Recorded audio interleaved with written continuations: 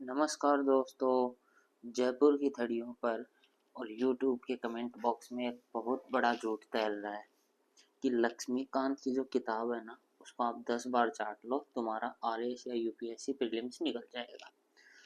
तो आज मैं आपको कड़वा सच बताने आया हूँ कि अगर आप इस मोटी किताब के पेज नंबर 1 से लेके पेज नंबर 800 तक, कितने से 1 से लेके 800 तक एक कहानी की किताब या नोवेल की तरह पढ़ रहे हैं, तो आपका सिलेक्शन नहीं करवा रहे, आप सिर्फ अपना टाइम वेस्ट कर रहे हैं।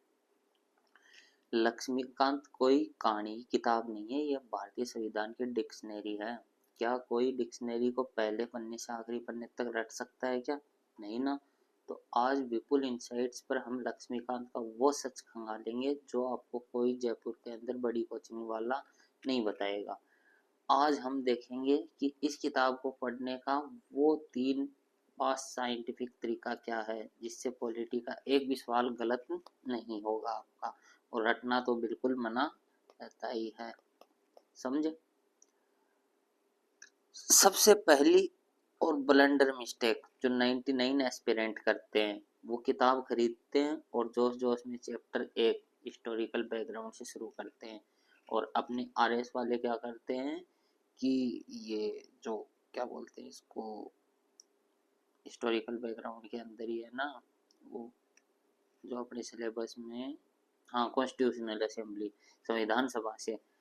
तो यूपीएससी वाले क्या करते हैं, east India company regulating act, charter act, इतने सारे ही, और अपने आरएस वाले जो संविधान सभा के अंदर बहुत सारे कठिन कठिन फैक्ट होते हैं, ऐसे तीसरे चैप्टर तक पहुंचते पहुंचते बच्चों का मोमेंटम टूट जाता है और किताब वापस जहाँ से आई थी वहीं वापस अलमारी में चली जाती है।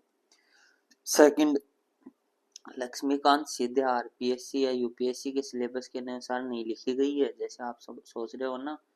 तो ये कोई आरपीएससी और यूपीएससी के सिलेबस के हिसाब से नहीं लिखी गई। आपको सिलेबस के टॉपिक को इस किताब के अंदर ढूंढना होता है, नहीं कि किताब के हिसाब से अपना सिलेबस बनाना। तो भाई सही तरीका क्या है? चलिए आपको 3 पास का फार्मूला दिखाते हैं। कौन सा फार्मूला है?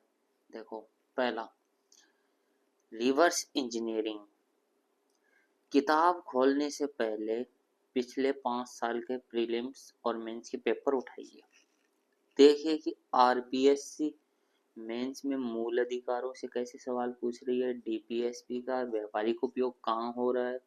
जब आपको पता होगा कि दुश्मन हमला कहाँ से कर रहा है, तब किताब पढ़ते समय आपकी आंखें सिर्फ उन्हीं काम की लाइनों को ढूंढेंगी। दूसरा, 5 सेकंड, इसे मैं कहता हूँ कंपेरेटिव ग्रुपिंग। क्रोनोलॉजी तोड़ दो भाई। जब आप चैप्टर नंबर 17 प्रेसिडेंट पढ़ रहे हैं तो उसके बाद में चैप्टर नंबर 18 या 19 मत पढ़िए, सीधे जंप मारिए चैप्टर नंबर 30 पे, जहाँ पे क्या है कि गवर्नर होगा। समझे? जब राष्ट्रपति की ऑर्डिनेंस पढ़ेंगे तो आर्टिकल 123 पढ़ो, जिसमें तुरंत राज्यपाल की आर्टिकल की 213 वाली शक्ति लिख लो। इसी तरह जब पार्लियामेंट पढ़ो तो तुरंत स्टेट लेजिस्लेचर भी पढ़ लो, प्रधानमंत्री के साथ मुख्यमंत्री पढ़ो। इससे क्या होगा, 50% आपका समय बच जाएगा और दिमाग में कभी भी कंफ्यूजन नहीं होगा कि राष्ट्रपति के पास में कौन सी वीटो पावर है, राज्यपाल के पास में कौन सी वीटो पावर है क्या नहीं है। इसी को कहते हैं लॉजिकल पढ़ाई, रटना मना है। अब आता है पास नंबर 3। जब आपके कॉन्सेप्ट क्लियर हो जाएं तब उठाए हाइलाइटर। हाइलाइटर समझ गए ना, ये इसको बोलते हैं हाइलाइटर। लक्ष्मीकांत के पीछे जो अपेंडिक्स दिए हुए होते हैं ना, जहाँ महत्वपूर्ण आर्टिकल या फिर कुछ अमेंडमेंट या कोई टेबल बने रहते हैं, उन्हें रोज सुबह चाय या कॉफी पीते समय सिर्फ 15 मिनट देखना है। इसे रटना नहीं है, केवल बार बार देखना होता है। समझ गए? अब एक और सबसे बड़ा सच, लक्ष्मीकांत आपको प्रीलिम्स तो पास करवा देगी, लेकिन अगर आप सोच रहे हैं कि लक्ष्मीकांत की लाइनें लिखकर आप आरएस जीएस पेपर 3 में टॉप कर जाएंगे, तो आप गलत फहमी में हैं। लक्ष्मीकांत सिर्फ रॉ मटेरियल, मतलब कच्चा माल जो होता है ना, वही देगी आपको। मेंस के लिए आपको उसमें प्रशासनिक तड़का जरूर से जरूर लगाना पड़ेगा।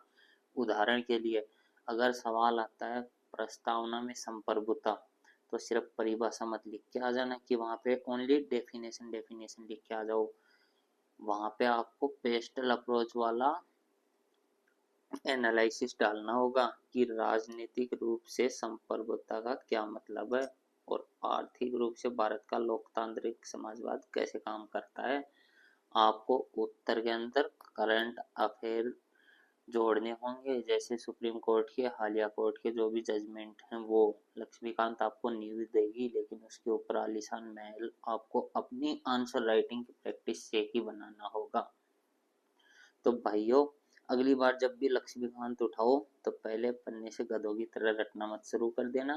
कंपेरेटिव ग्रुपिंग बनाओ, राष्ट्रपति के साथ में राज्यपाल को निपटाओ और पॉलिटी को अपने दिमाग का पासवर्ड बना लो। अगर आप चाहते हो कि मैं उन 15 टॉपिक की एक लिस्ट अलग से बना कर दूं जो RAS और UPSC के लिए मोस्ट इम्पोर्टेंट है और जिन्हें पढ़कर आप 800 पन्नों की किताब को 300 पन्नों के अंदर समेट देते हैं, तो नीचे कमेंट बॉक्स में पॉलिटी 15 लिख देना। वीडियो कड़क लगा हो तो जयपुर के अपने सभी सीनियर एक्सपीरियंट के साथ में इसे जरूर शेयर करना। मिलते हैं अगली क्लास में, तब तक याद रखना है रटना मना है। जय हिंद।